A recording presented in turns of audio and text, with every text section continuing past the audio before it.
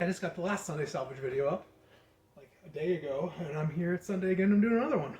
Well, I feel like I've done like 4 or 5 days in a row and not any cool build videos, so I'll try and do one of those soon.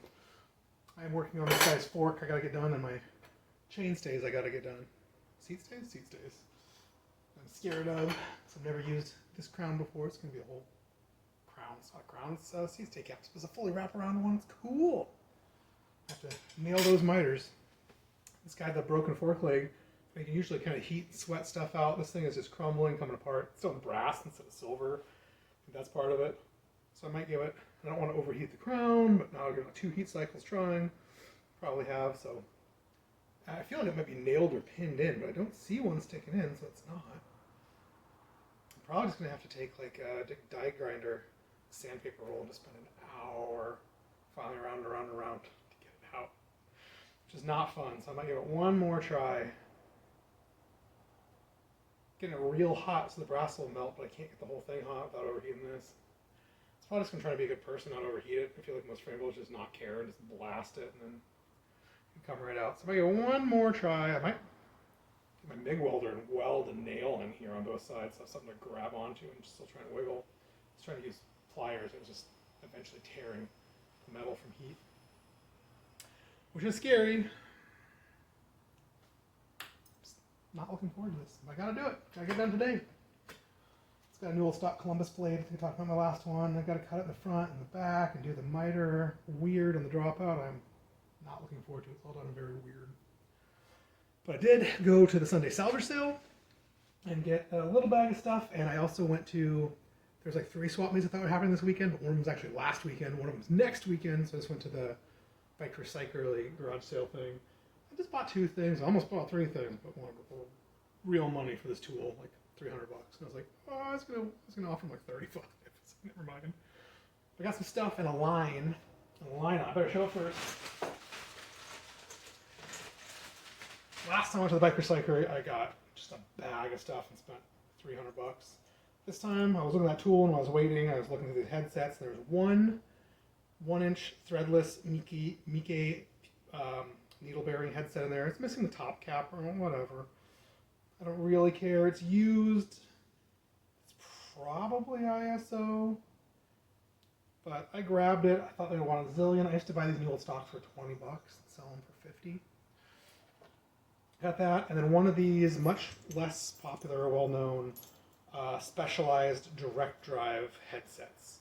These came in ISO and JIS.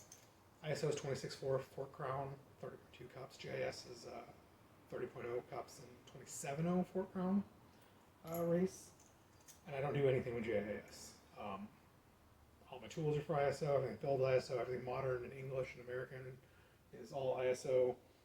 And even if I do get a vintage bike I'm working on that's JIS, I usually end up reaming out the fork crown and making it ISO anyways. So I paid $25 for these 2 headsets, which is a very good deal. Both of them can go for $50 used now. So old Rayanne gave me a sweet hookup. This is, I'm going to have to measure it. It's not labeled or stamped anywhere, whether it's JS or ISO. Rand also said they got like a case of new old stock one of these from a shop that closed a while ago, but none of them are labeled or in a bag either. So I'm gonna have to bug Rand to see if I can go over and measure some of those. No stamping, no marking at all. F you Specialized. A lot of times things will have them stamped on the crown. A lot of Tonga stuff will even have it stamped on the side of the cup, even on the bottom of the lock nut. So maybe new old stock ones, Rand's gonna want $100 a piece for them. I'm gonna try talking down to 50. We'll see. We'll see. I have 2 or 3 new old stock ones and 2 or 3 pretty lightly used ones. So I'm not desperate.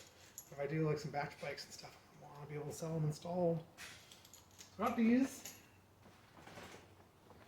This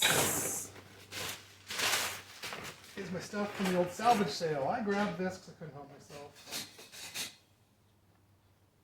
It is a carbon fiber used 1.1/8 threadless fork. So it's 2005 on it. It's got some spacers. Raleigh USA top cap. I don't know. I grabbed it. I don't have any 1.1/8 road forks. I never sell used forks barely, but whatever. I grabbed it. It might be beat up and cracked. It might be deadly. It might not. It might be fine. Might be worth $100. Some Yakima tire strap thing. I don't know. I don't know why I do half what I do. I got some dead rotors that are the Shimano style. I never remember the name of things on video. So I got a couple of these. This one's a 160. I'm hoping this one's a 180. It's probably 160. It's also 160. Center lock rotors. I think I have some center lock hubs. So I want to test fit disc brakey wheels and stuff. Make sure there's clearance. I got this another 180 Tektro rotor. I don't know why. I think I already have one of these. But it was there. It's salvage sales. There's a bunch of people going mad grabbing stuff. One brand new in the box, Weeman Gray road brake cable. It's got the mushroom ferrule, it's got a little black ferrule, and it's got two top hat ferrules, like Schwinn top hat style. So this might actually be useful. Somebody get a lot of mill stock cheapy stuff and no one really cares, but this might be interesting. BMX Gary found this for me, a brand new in the package MKS size large toe cages. I don't know, if I had a shop, I'd just put this on the wall. It's still brand new in the package, even the package is a little bit neater. They're like 20 or 25 bucks new, but whatever, I sell once in a while. This is the best thing there. So these were actually sitting on the counter. I'm like, dude, sell me these. He's like, I don't even know what those are. I had to schmooze him for a while because he never sold me stuff off the counter. But these, I think, are actually for like tandems for kids. So like if a tandem has like a 170 crank and you want your kid to ride, you bolt this into the pedal hole and it's got other pedal holes drilled in. So it makes your Q factor real wide. But now you can change from 170 to 165, 160, 150, 155 so your kids can ride tandems or rig bikes with you. I have a Serrata size cycle. So it's like a fake bike for frame builders where you can adjust all the angles, make the tubes different heights and stuff. So it's kind of like an exercise bike. So I can design somebody's bike, size cycle up to be that size, and let them just sit there and ride it for half an hour to make sure it's going to work for them, make sure they like geometry or whatever. I never use it because later ones came with cranks that just had a zillion drilling holes in them. So you could put whatever size, you can just move their pedals to whatever size cranks were. Mine does not have that. It has some random old 90s mountain bike crank on it. But I mean, this might help. The Q will be too wide, but it'll help give people a better idea. So this is pretty cool. It's a right and a left. Stamped right at least. Hopefully this one's stamped left. Yeah, stamped left. It's got the bolts. I was stoked. Make sure I can $10 for these. I think that's a great deal. This is something I might actually use if I ever have room to use my size cycle. One of the guys found this and gave it to me. It's a Shimano sealed cartridge. Italian 113. So I think this is the Road. Italian, what is it, Octolink or whatever the Shimano calls their nonsense. I do have an Italian bike and I do have some Octolink Durace cranks. I want to make it a single speed. It's just what I'm looking for. If it's not worn out or dead, it's got all the parts. It's got self-extracting nuts. It's got the bolts. That's cool. One steel chainring. It looks almost brand new. It is steel. It is heavy. It's not machined. Could not grab it. 3/32 single speed. Probably shouldn't have grabbed it. One random vintage specialized tube for 26 1.5. It's probably too old. Oh, it looks nice. Brand new. Rubber band still on it. It's probably from the 80s. Maybe the early 90s. It might hold air. It might just crumble and take it out and pump it up. This I missed. I looked at this bin like 4 times. I missed this, and then somebody else pulled it out. It is the VO anti-theft rear skewer. I love these. VO had it back in stock for a second. I bought like 5 sets. I should have bought 20 sets, but I don't have the money. So whenever I find these used, I buy them up. And this one's brand new in the bag. I don't know where the front went or the key. Someone maybe resealed the bag. But it's a rear VO locking skewer. I have 3 or 4 of those used, and now I have another one new. I love that. Grab some other disc brake stuff. Really weird giant adapter. I don't know. 7423 doesn't mean anything to me. But I love grabbing these adapters when they have the up arrow and they say what they're for. Shimano rear 180 rotor only. Okay. Shimano 203 rotor only. 203, I think, is front only, in theory. It's cool to have other weird adapters and bolts because I'm trying to do some disc brake stuff, and I don't know it that well. One chainer that probably saw last week and passed on. It's an SR 307. It's barely got anywhere. Silver, it's a big outer. It's got no shift wear on the back. Might clean it up, put up on eBay for 15 bucks, and might get it.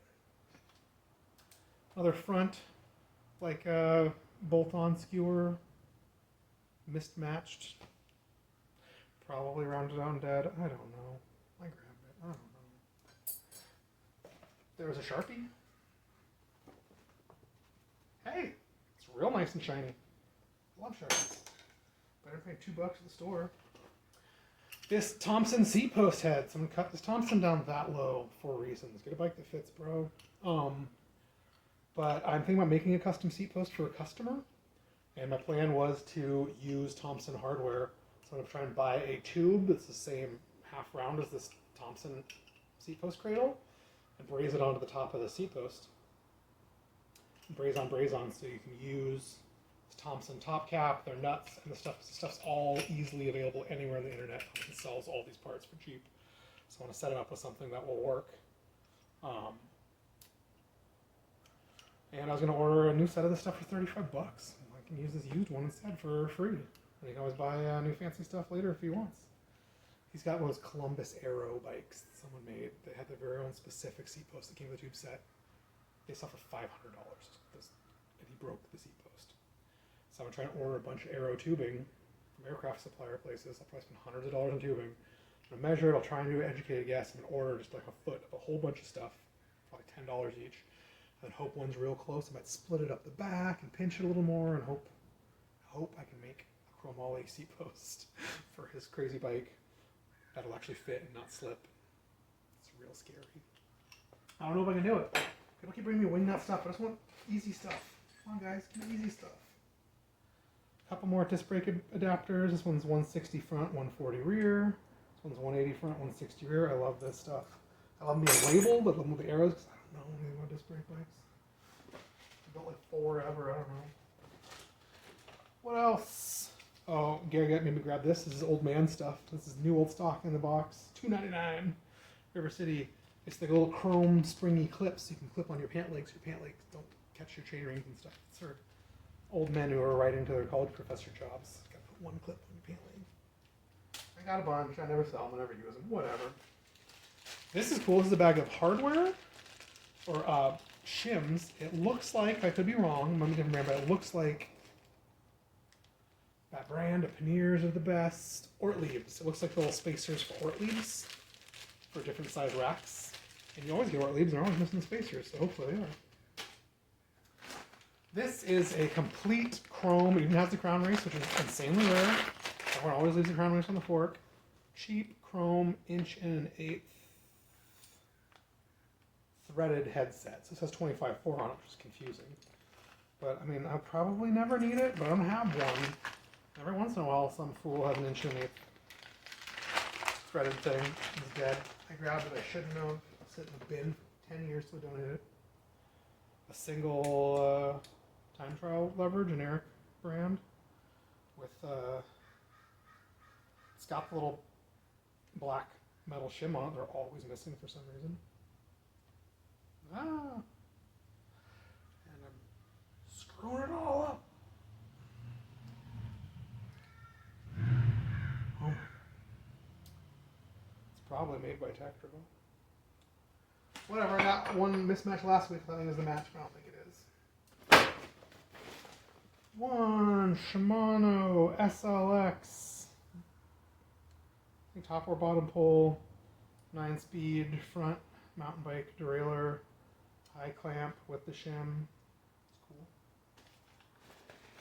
And one is the first thing I grabbed, 9-speed Dior XT front shifter. I don't know why it shifts. It's complete. It's gray. I think I have a mismatched rear one of these at home somewhere. And this gray 9-speed thing. So that'd be cool.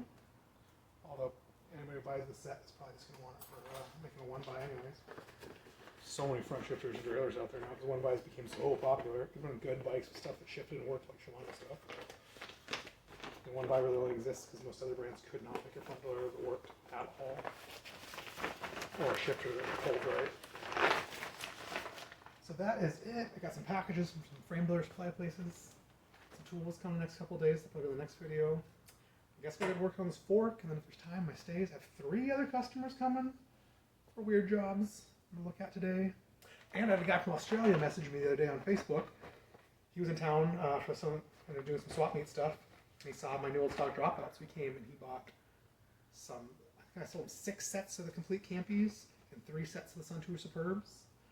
And I gave him a really good deal because he's buying in bulk and he's a reseller guy. I think I charged him $100 for the 6 sets of Campies and $50 for the 3 sets of Superbs. So I'm real happy. I got literally hundreds of pounds of them. I have 2 milk crates worth.